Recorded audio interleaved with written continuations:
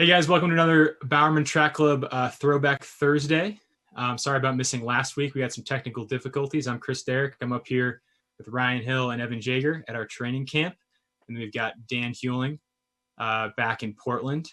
Dan, how you doing? Are you going to put your kids up for adoption yet, or are you're still hanging in there? No, I love them even more. That's great. That's wonderful to hear. Great answer. All right. We're going to be talking today about the 2014 Payton Jordan 5K, which, if you know the result of that race, is kind of an odd one for us to choose because no one really remembers it for any of our performances. But really, it's just a way for us to talk about one of our favorite subjects, which is Death Camp, the training camp in Flagstaff, which preceded that. So, Ryan, let's start with you. Lay the scene for the people. What's your biggest memory of those 4 to 5 weeks we spent up in Flagstaff together? Well, the whole camp for me was just pain and fatigue and really a big introduction to how hard altitude training was, because it was my first year pro. It was my first time training that hard at 7,000 feet. So the memory that I always have in my mind is of Sedona High School, where we would go and do our extremely hard workouts. And we would have to start at like 4 o'clock in the afternoon. So it'd be pretty much dark by the time we were leaving. We had just laid it all on the track, and I have absolutely no appetite or even the ability to move. And we have to go find somewhere to eat dinner. That encapsulates my general feeling and emotions of the whole trip. Yeah, I definitely remember we had 3 specific sessions, as Jerry calls them, every 10 days. And those are like the big centerpiece, just super hard workouts. And I remember the very first one we drive down there. It's almost like a race environment because it's the afternoon instead of the morning. And Jerry gives us the workout before the warm up, which is not normal because normally it's like 5 seconds before we start. He's telling us right. What it is. But it was like the whole warm up was just silent because I think it was like 10 times 800 in 205 or something. I was just like doing the math. I was like, that's nearly 10K at 5K pace, or supposed 5K pace, which just kind of generally had me freaked out. DH, that first workout, I remember that was maybe a little rough for you. Do you remember the general vibe in Sedona for you? Yeah, I actually don't remember being that nervous because I came into the camp by far the fittest of my life. I think we had done a workout the week before that I just had felt really good on, but 200 meters into the workout, I knew it was going to be a really long day. I think I was reading my lot. I can't bring it up now, but I made it through 3 800s before I just had to switch to 600s. And it was extremely painful. Yeah. Yeah, the biggest thing I remember about that workout is I feel like it's probably the closest I've ever been to understanding Zen Buddhism. 7 in, I was just panicking. And then I learned the daylight was fading. It was getting dark and cold. I just half closed my eyes. I learned to be as one with the pain. And honestly, I've been chasing that feeling ever since. I feel like I was enlightened to that today. Jager, the other thing about this camp is we were all staying 8 guys to a house, way outside of town, as high as Jerry could find for us. No Wi-Fi. Yeah.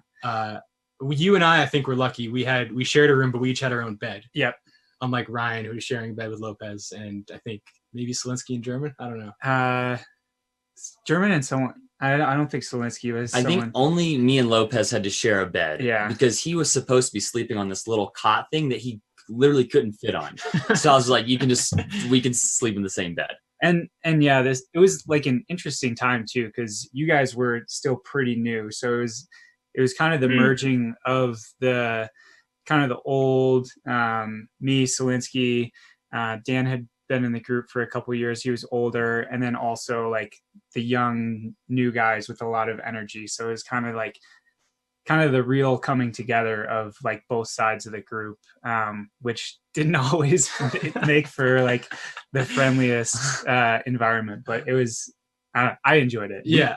Well, what I remember is Solinsky, because he was going to do marathon training, and he's kind of right.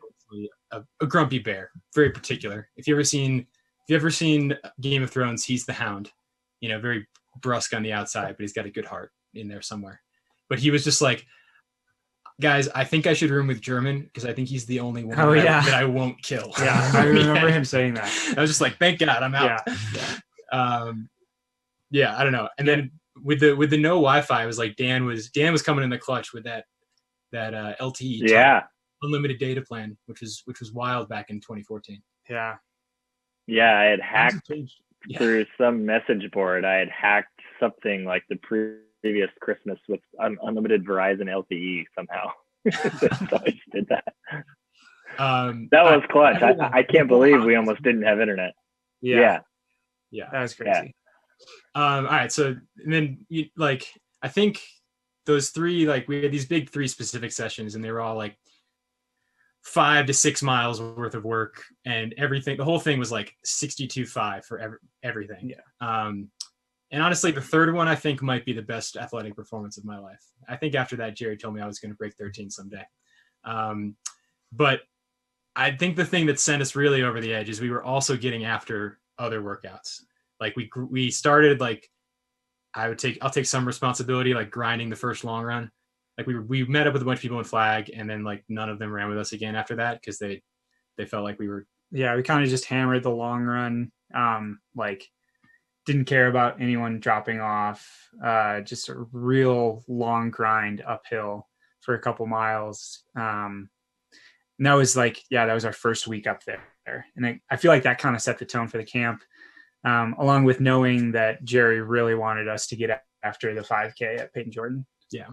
And so then there's another semi-famous or infamous incident in the group, which is the so-called Buffalo Park invite, which I believe Ryan gave it that name, which was like an 8-mile tempo. Ryan, you want to take us through the day? Take us through the race as you saw it? Yeah, it was my first global medal. Third place in the Buffalo Park invite. You won the race that day. Lopez was second. But Buffalo Park is essentially a very hilly park at 7,000 feet, and we were doing 2-mile loops.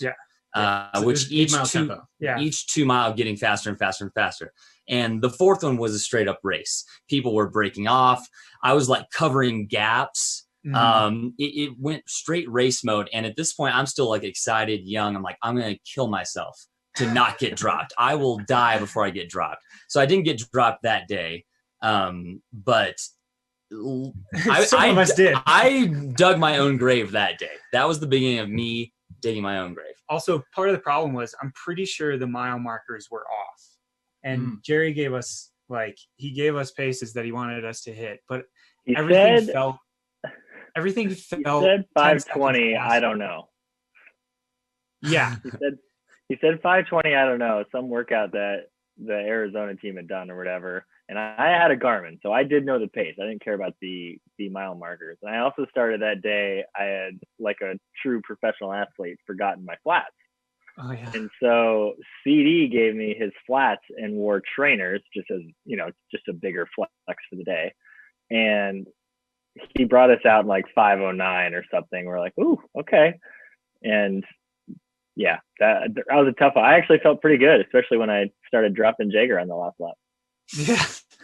Yeah. Well, I think you, like me having to give you my flats, and then you like never post any workout footage on your Instagram because like you're above that supposedly, but the only time you'd ever posted a video of like a workout was me getting dropped in the speed workout. So then I was just like, I was out for blood. I'm not going to lie. Yeah. And once I was wearing trainers, then it's like, well, if you just can't keep up, I'm sorry. You have no excuses. So, and I feel like, I don't know, maybe that's like more normal on like a college team or whatever, things getting really spread out. But in our group, it's generally pretty like, at least back in the day, it was generally pretty like coherent for most workouts. It broke up quick too. Yeah. So the big thing was like, I think Lopez was the only one who made it through camp unscathed, like not getting dropped in anything. All of us suffered at some, even like me on the long run, which I would think would be my strength. I remember there was one day I was just completely on the ropes, and obviously I can't do speed. So Ryan was really feeling it that day. I know he says it was tough, but like I had stayed with you guys, and on the one flatter downhill, dropped Jager, and I was like, freaking loser back there. I'm dropping him. And then I dropped off like literally like a minute later. and Ryan came back to get me, like what's his face in the tour, and I just had nothing left, and then just went right back up with the lead group. Yeah, I didn't believe that Ryan was hurting until they're like the next workout. He just was one rep to go. Just like, guys, I can't do it.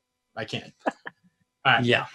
That might be enough war stories for now. Let's get to the video. Let's get to the actual race. Even though you can tell what we really want to talk about is like The camp. dropping each other in camp. Yeah. Maybe we'll continue that. Yeah, I don't want to talk about the race at all. Yeah. But let's see if we can roll the video here. All So right. yeah, we could set the tone. Like we had done all of our specific sessions, like trying to run 13 flat or faster at this race. And Jerry, I don't know if someone else wants to tell the story of his. I think Ryan's got the best Jerry voice. Yeah, Remember the meeting before the race? Yeah, I mean, Yeah. so the whole month we are like obsessed with running 13 minutes and finishing our workouts with like a little extra speed. So we're trying to break 13. That's the clear objective. So it must have been the last workout before we go to this race. Jerry comes to visit us, sits us down in the house, and he's very serious. And most of the time he's kind of joking around. He's very serious. It was right before Game of Thrones came on too. Okay. So we were serious as well. And he just looks at all of us and he's like, you guys aren't going to F this up, are you? Except, yeah, he obviously dropped the full F bomb. A rare for Jerry. Yeah. First time I've heard the name curse. I'm like, Yeah, I never heard taking him this curse. really seriously. And now I'm questioning, am I going to F this up? I'm a little worried. It's a little hard to tell who's who in this race because everyone's wearing yellow. This is actually, I think, the last race before we started wearing Bowerman jerseys. Yeah. Very Very historic race in that way. You might notice that I'm completely buried because I can never get off the line. I was mainly pissed at any college kid that got out ahead of me because I was like, I'm trying to do some business here. So far back. So I'm in, if you look, Dan in second is our pacer. And then back to fourth is Lopez. Garrett. Heath. Brooks' jersey, but looks just like ours. And then I'm behind Garrett there, and Evan's behind me. Yeah. Evan, probably the only person that actually looks fast wearing black spikes. Oh, I can't believe I wore black spikes in this race. Still flows. Still looks great. Wait, is that Lopez in fourth, or is that someone else? No, that's Lopez. But I think one of the other things that makes this fun is the whole cast of like other Bowerman characters in this race. Like Mohamed, still in college, is in here. You can see him actually just about to come through your screen right there. Yep, there he is. Matt Hughes, who would join behind me. Yeah, that guy in fourth is not Lopez. Oh, it is Leonard Career. Yeah, I think he he just Leonard. Oh yeah, and here he drops like a stone. I remember. Yeah, look, he's letting a gap for him. We have to do something about this. I remember just hating him when I had to pass him. Like, why did you do this? Do I cover this gap? Yeah. God, I was so young and dumb. Oh man. Wow, Rye guy covering the gap. Thanks, Ryan. Yeah, I would have done it if you didn't. Yeah, I know. Also Centro in here. I mean, you can maybe see him like 50 meters back when the camera stays steady because he's not a factor. Matt Hughes. Yep. Hughes was in here. So what are you guys thinking at this moment? I don't think I was thinking about anything. I remember how I broke down. I was going to take it 800 meter sections at a time. I was just going to get through each 800 meter because of that really good 10 times an 800 workout we had in camp. So I was just focusing on 800 at a time. I think I tried to shut off as much as possible for the entire first 3K when I knew you were going to be routing us. So I tried not to think about anything. I do remember, I think I probably clipped Ryan like 80 times. Yeah. Oh, yeah. Just constantly up on your back. I mean, I feel like this 5Ks for me, they always just hurt like pretty much right away. So I think I was also probably pretty anxious at this point, like trying to keep an eye of like, because I'm like, I only trust. Still all the way back there? I think I'm there. Okay. I don't trust anyone not in our group. So at this point, ironically, given how the race pans out, I'm like, we're so fit, we're so ready. Only we're prepared for what's coming. Only we know. And so I'm just like, my eyes are up. I'm like tense, ready to just try to get around anyone who can't stay on the pace. And I think you'll see later, like Hassan, who runs amazing in this race. Like he lets a little gap open up, and I'm like into the breach right away. Like I'm so ready for like, oh, Hassan can't nail this. Didn't trust him. Just really makes me feel stupid when I watch it again. But such is life. Yeah, I mean, Dan, this is obviously, you've been 5th in the world in the steeple. You've run very fast. In terms of your flat performances with no barriers, how would you rate this rabbiting job right here in your career? It's the best performance I've ever had, period. Yeah, I agree. Yeah. I agree. And people laugh, but like it wasn't one of those like I felt like amazing. I remember going through in 410 and being like, all right, this is quick, but I had a level of control I don't think I've ever really quite had in very many other races. I just remember Paskey just saying 62 or 63 or whatever it was, and just having ultimate control to either pick it up or chill out. It was one of those where you start to hurt and can still kind of push through. But yeah, I felt extremely good. Yeah. I remember it being very, very even, like really good pacing through 3K. Did you go 3,200? I think you went 34. 34? Yeah. Not quite Mo, but that also. Yeah. I always I think part of the reason I was a good pacer through my career was it was a level of confidence and pressure that I couldn't do in a race just because there were ramifications for me. But like not wanting to let your teammates down was always kind of a big thing when I did this. So you feel like the eyes are on you, and I always seem to hopefully, I guess, pull it together and do a good job. But yeah, I just remember each lap 62, I was like, man, we are rolling. You can see, I mean, things are starting to filter out here. It's beginning to be more and more like just the yellow jerseys up at the front. And I feel like this is where the tension really builds, because there's a question of when, as you get close to where the rabbit's going to drop off, who is going to be dumb enough, noble enough to take the lead? Obviously, in my head, despite the fact that I'm so far back, I'm thinking I'm going to do it because I'm a big strength and honor guy. Blah blah blah. Dan would say self-loathing. Also, I don't have a kick, so I was definitely thinking like, all right, I'm ready if need be. But we're coming up to 3K here. I kind of can't see the time. Yeah, 7:30 something. Yeah. Mm-hmm. So I feel like Dan, would you ran like 7:52 or something like that? 7:51 even. It was 51, something brisk. Yeah, and then you see Hassan's just barely starting to fall off there. Dan, I think you like actually might have picked it up a little bit just to kind of get things going or keep things going. Nope, kept it the same. You guys checked off. Okay. Yep. Well, this is the controversial moment because so Ben True obviously runs a great race here. He had gotten out right on the rabbit. And there's always an ethical debate. It's like, if you get out on the rabbit, is it your responsibility, or can you try to? All right, else? You can see right here. I'm feeling good. Yeah. I'm thinking about finishing at this point. Now, I don't blame Ben for trying to basically coax Ryan into taking this from him, but I will say that after the race, he did say that he might have broken 13 if people hadn't let it slow down, and correct. I don't know, man. There's a gap. There's a gap. He let us slow down. There's a gap right there. Yeah, there's a gap right there. And I mean, Ben let this slip here. It's always kind of funny when the rabbit drops out right there, because it's like, you looked so great. Looks like you could just run away from all of us right there. And I do remember thinking, like in this moment, obviously Ben's in the lead, and I could feel it slowing down like immediately, but you just kind of give him some time, thinking he might just get back on it. And so there's this period where like I'm just waiting. I'm like waiting for him to pick it back up. And I guess at some point I realize that that's not going to happen. Ryan's just perfectly content sitting behind Ben. Yeah, I think I'm fine just to sit there. I don't think I'm feeling fantastic. at I this think point. I I'm was just trying to feeling get to okay. the end. I remember it took me 200 meters to realize we had slowed down because there's a part of me, the delusional part of me was like, I just feel good now, like, oh, like I feel great. This is gonna go really well. And then I see everyone bunching up. Yeah. I'm like, oh crap, we're running really Ben slow. clearly moves out. Yeah, so I remember. He moves out. The universal sign, I don't want to lead anymore. Yeah. So And Evan, I was is planning now- on taking it over regardless.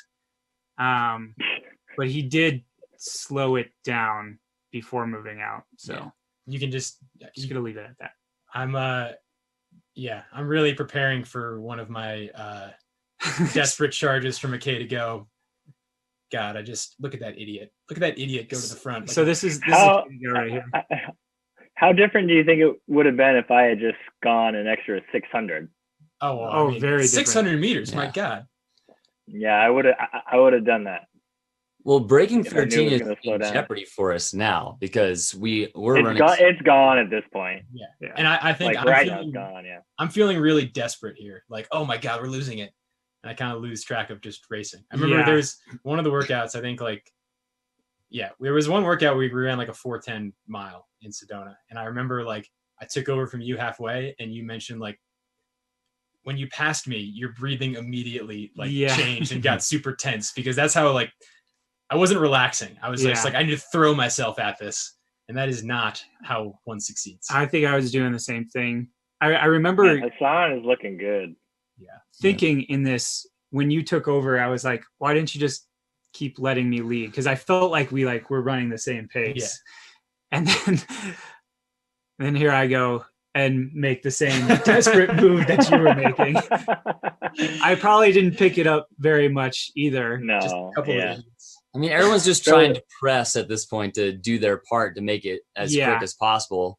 I think because going into this race, we knew that we were gonna be the ones to have to carry the load of keeping the pace up after Dan dropped off. That I just had it in my head that I was gonna be one of the guys to do that. God, look at his sign. He just looks so easy. I'm dropped, by the way. Yeah. How you feeling? I'm done. How you feeling at this point? I run a 67 last lap, so Oh, God. Ooh. a 34 last 200. Oh my goodness. So I'll bow out now. All right. So yeah, at this point, I just completely cooked myself. I think I run 62 at the end. Wait, so CD, but you beat Evan here, don't you? Oh yeah. Yeah. I really look. I know Oh. everyone wants to watch Hassan and Ben crush and run 13:02, and look, good for them. But the real comedy, This is the humor right the here. humor is keep your eyes on Lopez and Evan and just watch these two guys just completely destroy themselves in the final 200 meters. Lopez just kicked past me to just shut it down immediately in front of me. Okay, watch Evan right here. He just shoves Lopez out of the way because he's so tired that he can't go around him. Yeah. I saw Lopez in front of me slightly on the outside of lane 1, and I did not have it in me to go around him. So I just pushed him out of the way. Yeah, and so, I mean... Here's the battle, 13:02. There you go. And then here comes Lopez, And CD, then and me. I get Evan at the line. You guys, I mean, Evan, I haven't seen you look that ragged since Foot Locker Midwest your senior year. That's pretty much... No. He looked ragged at the Millrose 5K. Yeah, I remember being pretty despondent you guys had kicked away and then just looking at you two and just being like, holy crap, they are walking. Yeah. Don't they know they're still racing? Yeah. I think I raced from 600 to 200 to go, just trying to hit time. And when those three guys went past me, I just kind of shut down a little bit, I think. All right. So Ryan, what is your feeling after this race? Because this is you and I both. It's roughly what our PRs were at the time. I think I PR'd by 100th of a second, and you were about the same as your PR, or was it your PR? I just equaled my PR in this race, but I'm a little bit just questioning everything because my training has been 3 times as hard as when I ran the previous 13-14. And it's oh my gosh, I have killed myself to just run 13-14 again. So I'm questioning everything right now. I am not happy. Yeah. I think I definitely still went back into this was no, it's in there. I'm going to find it again. And I think pre that year it was really hot and windy and everyone just kind of quit in the middle of the race, and I was like, no, I need to be the top American to prove myself. But of course that doesn't matter. I think this definitely, I think it was a learning experience for everyone. Like Jerry was also like testing the boundaries of what we were capable of. It was an off year. And so I feel like, I don't know, it's useful sometimes to kind of find out where that line was. And that was definitely the case, both in this camp and in this race. And obviously we still train hard, but I don't think we've done that hard of workouts since, because we were doing a lot of volume at like a really fast pace. So Jerry definitely learned something there. And I think just knowing what our mentality was going into this race, realizing that like we were all basically only thinking about time going into this race, and it kind of just blew up in our faces, was a nice little learning experience as well. Yeah, I definitely feel like the lesson from both the camp and the race is like in both things, you got to be in the flow. You can't be like forcing it and trying to force the narrative. Cause I think we were both in that last K, like trying to force like, no, this is what I'm supposed to do. And then in some of the workouts, we sort of built up like we're as fit as we're so fit, like we can do anything. So like every workout became like harder and harder. Yeah. So I feel like, I don't know, I can't say I've learned that lesson super well because, I'm pretty thick, but, but I do think that's something I try to remember from time to time. Yeah. Ultimately, I think we look back at this race and think of how crazy the camp was, how ridiculous the last 600 was on our parts, and just kind of laugh at ourselves, right, because of everything that went on. Yeah, I know we've been talking about the ways in which we feel like we failed, but Ben and Hassan, Ben wins the race, Hassan second. Like they beat us. It's not like we like somehow screwed it up and like let them do it. They ran amazing. But obviously it's more fun for us to talk about our own selves. I think that's understandable. So hopefully you have enjoyed hearing us talk about us as much as we have enjoyed talking about us. Give us a subscribe and a like on our YouTube page. Thanks again to FlowTrack for the video and for the production. And we will try to keep putting out these videos every week. Thanks, Ryan. Thanks, Evan. Thanks, Dan. Yep. Thank you. Yep. Thanks, guys.